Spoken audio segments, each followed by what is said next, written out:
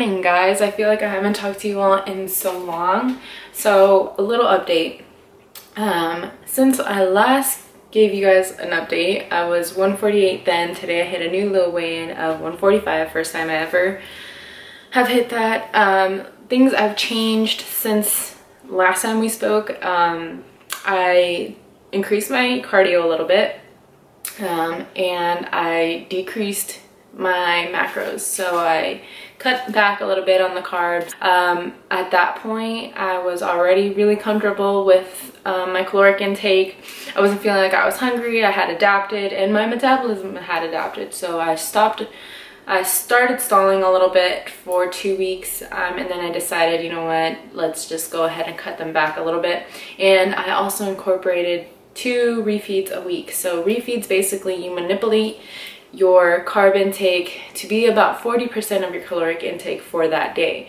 I keep fat relatively low, protein stays the same, and I just, have like a systematic cheat day. So all the glycogen that my body's not used to intaking kind of gets refilled, and I fill out a little bit. Your muscles fill out. Your muscles basically feed on glycogen, so they love glycogen, and I love glycogen, and carbs are good. So 2 refeeds a week, and that basically just, especially for women, our metabolisms, our bodies are incredibly adaptive. So what happens is you start dieting, right, at like X amount of calories. Your metabolism starts learning to survive on that, because that's what it's made to do. That is its job, to survive no matter what. So calories here, metabolism starts to survive on this, okay? And then you stop losing weight because it's like self-sufficient. So basically having refeeds, I'm here, and then I shoot up my calories, and then my metabolism goes, haha, caught up to you, and then I go back down to my 3 low days, and then my metabolism's catching up, and then I caught up, and then I'd have another refeed. So I'm basically keeping it guessing rather than just staying stagnant and letting it, make my life a little bit harder. So I'm not even gonna complain. I get to have 2 cheat days a week, and I feel like I need them now. I didn't feel like I really mentally needed that reset, but obviously it was necessary. So sometimes girls can use refeeds more frequently than men, and again, it's just because our body wants to hold on to as much fat as possible. I will link a video down below that does a great job at explaining fat loss for women. So for today, I basically do not have anything planned as far as food that I want to eat. I usually just binge on yogurt or on froyo. So let's just see how the day goes. I have only cardio today, and I have a bunch of homework that I need to catch up on. So I'm just gonna wing it. And for now, I'm just going to try to find some breakfast so I can head over and do some cardio, and I'll bring you guys along with me. First meal of the day is basically some of this Girl Scout Caramel Crunch cereal. It's basically Samoa cookie cereal, so good. And I just did half of this Premier protein shake. I'm probably gonna have the other half with some more cereal later on, but something that I did not mention in my earlier talk with you guys is why incorporate refeeds over like a cheat day. First of all, it's systematic. You have a limit. When you have like a cheat day or even a cheat meal, I can very much tell you that I'm very capable of having a meal that's 2,000, 3,000 calories in itself. And when you have just like free reign, people tend to go a little crazy. I'll get an appetizer, I'll get an entree, and I'll also get dessert, and what is that going to do for me? And some people tend to be more heavy on the fat or heavy on the protein rather than focusing on the glycogen, on the carbs that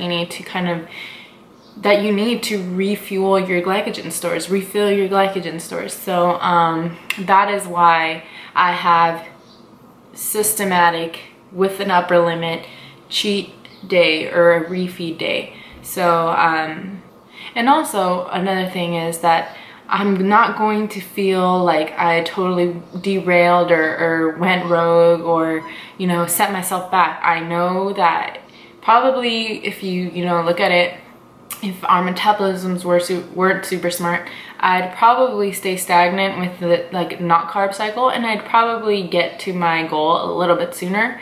But by doing these refeeds, I don't have to feel bad. I know it's serving a greater purpose rather than just giving me a cheat day or rather than giving me a cheat day. So always stay systematic. Don't just let yourself kind of set yourself back for the week. Again, how you lose weight is calories in versus calories out. And when you're having these cheat days where you're kind of letting yourself binge, you're kind of putting yourself in a tough spot for the week, right, with your caloric intake. So just something to think about. If you guys have any more questions, or if that wasn't as clear as you wanted it to be, just let me know and I can like rephrase it. Again, it's the morning, I haven't had coffee, and last night I like went to sleep at 8 o'clock, so, and it's now 8:55, so kind of have like bed brain right now. So let me eat my cereal and then I'll see you guys at the gym. I just did the first half of my cardio. I usually like to split it up within rowing or elliptical and like something else, because I don't like to stay on one machine for too long because it gets boring. By the way, I'm like crouching down in the corner because they're already like, I'm already super on my gym's radar about recording. What I do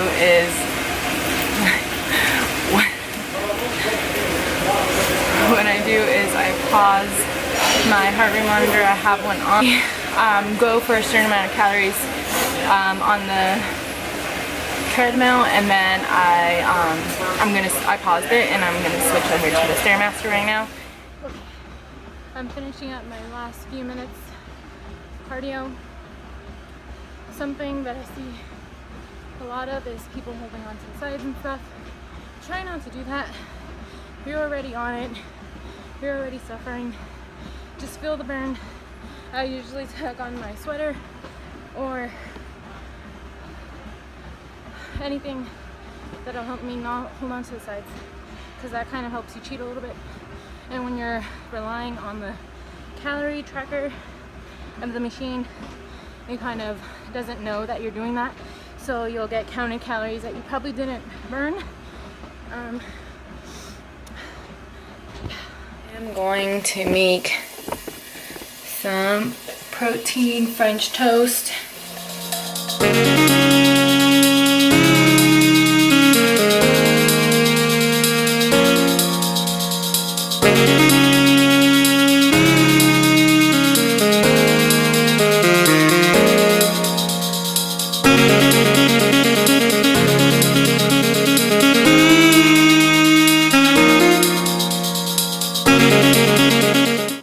There you have it. Egg whites, bacon, and my 6 pieces, 3 slices of French toast. I'm gonna do a little bit of a debrief for that grocery haul. Every time I kind of show you guys what I'm eating or what I'm buying, I kind of feel like I need to explain it because it doesn't seem like I'm choosing quote-unquote the healthier foods, or that I'm restricting myself from the junk foods. So at the end of the day, calories in need to be less than your calories out. Okay, so you need to be in a caloric deficit when you're trying to lose weight. That does not mean that I can't eat Rice Krispies, that I can't eat goldfish, that I can't eat fruit snacks. Okay, there's multiple studies done that show the types of foods that you're eating does not matter. People need to, at the end of the day, eat less calories than they're burning, right? So I'm going to link one of the newer studies that show that in the description, so go ahead and look at that for yourself. One thing you'll never catch me doing is eating something that I don't like and pretending I like it. I'm already putting my body under a lot of stress while being on a caloric deficit, and getting to where I want to be. I need to put myself into like a pretty significant caloric deficit. I'm not doing a show, but I still want to kind of push my body's limits, and that is fun for me. That is something I enjoy doing. So I don't feel like I need to stray from the snacks that I like to eat, okay? As long as I stay true to my caloric deficit, as long as I stay true to my macros, to me, there's not really any wrong I'm doing in that. Some people might think otherwise. Some people might think that, you know, you need to eat chicken and broccoli every single day to kind of lean down, and for some people like myself, I think not. Something that I wanted to show you guys and kind of help you understand my view on things is, according to Merriam-Webster dictionary, the definition of health is the condition of being sound in body, mind, or spirit. Okay, I'm gonna switch the or for an and. My mind and people's minds and moods change depending on the types of foods and how much food. So if I'm already putting myself under stress by not getting the appropriate amount of food, I'm going to make sure that I'm kind of balancing it out by getting the types of foods I want. Hence the goldfish. And I'm so unapologetic for that. I've kind of dissociated any type of definition of a bad food, because to me it doesn't exist. Hot Cheetos, for example, or a Twinkie, it's just a calorically dense food. It might not be the smartest decision to make to eat one or have several in a day, but again, it's not really a bad food. At the end of the day, all it comes down to is how much carbs, proteins, or fats is in a food, in my opinion, okay? So I just felt like I needed to say that.